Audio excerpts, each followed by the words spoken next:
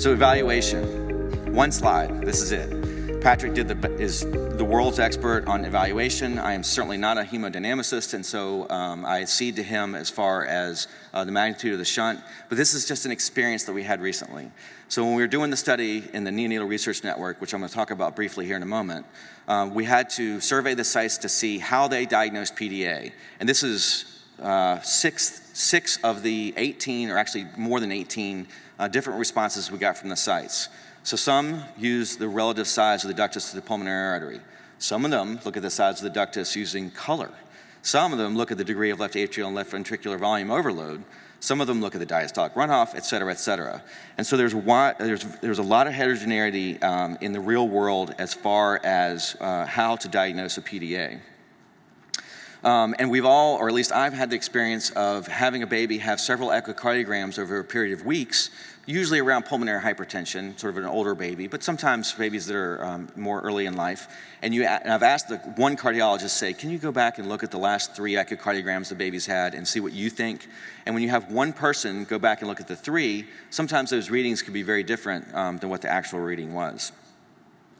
The other comment I'll make about this slide is that the size, when you look at the echocardiogram reports, one of the things that we're using for the trial is the size of the PDA, and probably about 60% of the reports across the network, again, just rough numbers, did not report that routinely. So management. So this is a slide from Danny Benjamin, who's one of my colleagues over at Duke. He's infectious disease, and he was talking about fluconazole, but certainly is appropriate to anything, any medication. So all drugs cause harm to at least a small proportion of children who receive them. All drugs, not some drugs, not 90% of drugs, all drugs. Some drugs reduce or cure disease in children, and very few drugs benefit more children than they are harmed by their use. And I'm going to add something. I'm going to tell him this when I get back. I should probably text him right now. I'm sure he wouldn't be mad. I'm going to add devices, procedures, surgeries. All devices, all procedures cause harm to at least a small proportion of children. They need to be tested to see if these things actually improve outcomes. This slide I've presented 1,000,000 times. You could pick almost anything. On the left-hand side is the percent of babies who, on the y-axis, the percent of babies who were treated with indomethacin by site. So at the bottom left is 0%, and the upper right is 100%. And certainly this just demonstrates a wide variation in this particular use of indomethacin. And if you we did the same thing with furosemide. You could pick almost any use of H2 blockers, which I know we talked about earlier in the conference. Almost anything, and there's wide center, and I would probably say within center variation, which we have not looked at, but certainly with my own center, there's a wide variation in practices. This is a slide that's almost uninterpretable, but the thing that I wanted you to note is that on the left-hand side, let's see if I can get this thing going here. On the left-hand side is the diagnosis, the use of indomethacin or ibuprofen, so diagnosis and use of indomethacin and ibuprofen, and PDA ligation. And the important thing to note, this is from the pediatrics medical group, from the left-hand side to the right-hand side, it goes down. So there's less diagnosis, less use of indomethacin or ibuprofen, and less use of ligation over time. This is from 2006 to 2015. These are the individual centers. So the dark little dots in here, this is sort of the opposite of the previous slide. So this is diagnosis, use of indomethacin or ibuprofen, whether or not they had PDA ligation or not. The dark dot is where they started, and so you can see most of these centers in 2006 to 2015 went down. So this is again individual centers on the vertical line there. So they used less PDA diagnosis, less indomethacin, less ligation. So then you have to look at the balancing factors. Again, this is a cohort study. It's associations, not necessarily causation. So this is mortality in the upper left, severe IVH in the middle, and necrotizing enterocolitis. The different lines of the different gestational ages. Bronchopulmonary dysplasia in the upper right, and then severe ROP in the middle right there. And again, generally speaking, from left to right, things go down, except for bronchopulmonary dysplasia, which is about the same. Patrick mentioned the PDA Tolerate trial. And this is one of several trials that are ongoing as far as management trials. These were babies that were randomized. They were less than 28 weeks gestational age, and they were randomized at 1 week of age if they had a moderate or large ductus on echocardiogram. And the primary outcome was ligation or need for outpatient follow-up. And you can see there that in the conservative group, that was 39%, 32% in the early rescue group, risk ratio of 0.81. And generally speaking, the outcomes were about the same all the way down, except for death, which was higher in the early rescue group. So that was treatment at 1 week, which was not statistically significant, 1.9 risk ratio. But when they did subgroup analysis, I believe post hoc, but don't quote me on that, it looked like the effect was was largest in the larger babies who are more than or equal to 26 weeks gestational age. Patrick showed this slide earlier as well. I think this is just a fascinating slide. It reminds me of the caffeine trial, because I have to mention at least 2 trials every time Barbara Schmidt is sitting next to me. But the caffeine for apnea prematurity trial looked at growth, and there was catch-up growth in the babies who received caffeine versus those that did not.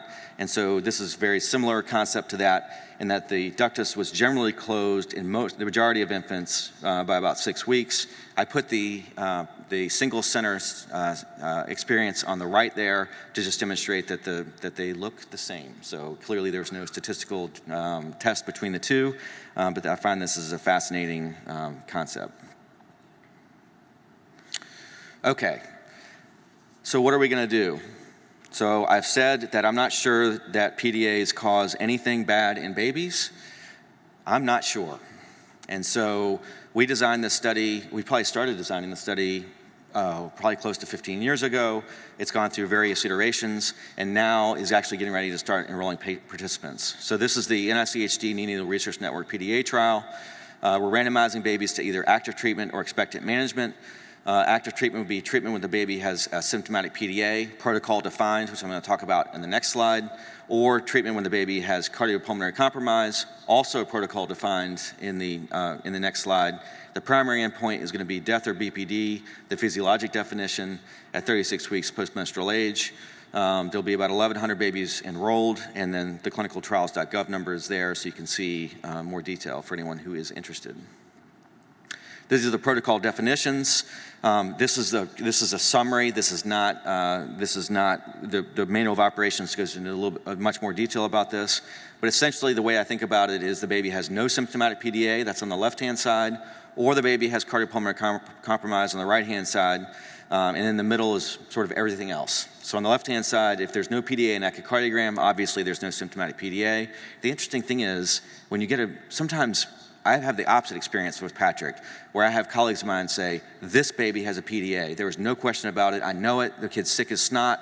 That's a North Carolina phrase. The baby is very sick, and I know the baby has a PDA, and I'm getting an echocardiogram. Okay, go get him, Tiger. And they get an echocardiogram, no PDA. And so that's no PDA, or if the baby's asymptomatic clinically, so they're essentially on room air.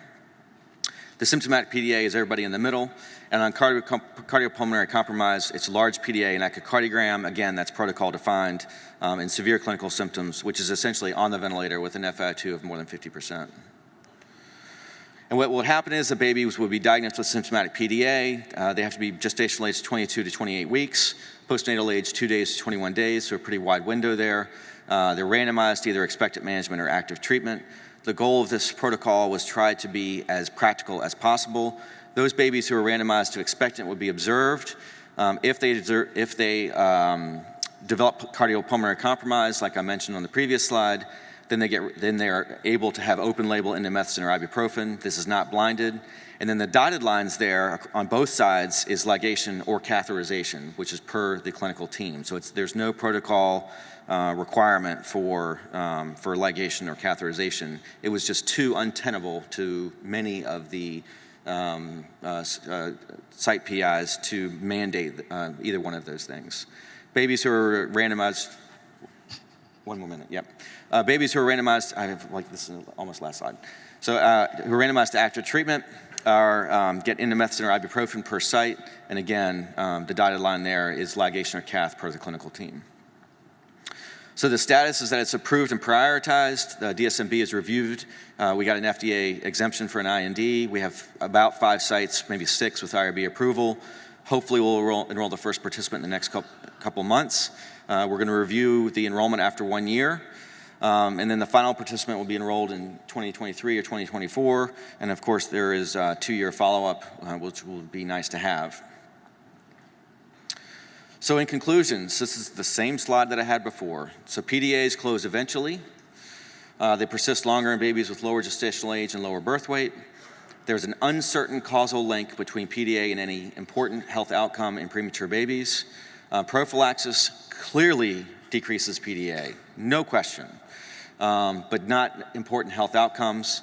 The optimal echocardiogram parameters are evolving. Patrick is working hard on that, and I look forward to seeing more of that. And because of those things, there's wide variation in treatment between centers and clinicians, and trials are ongoing. Thank you very much.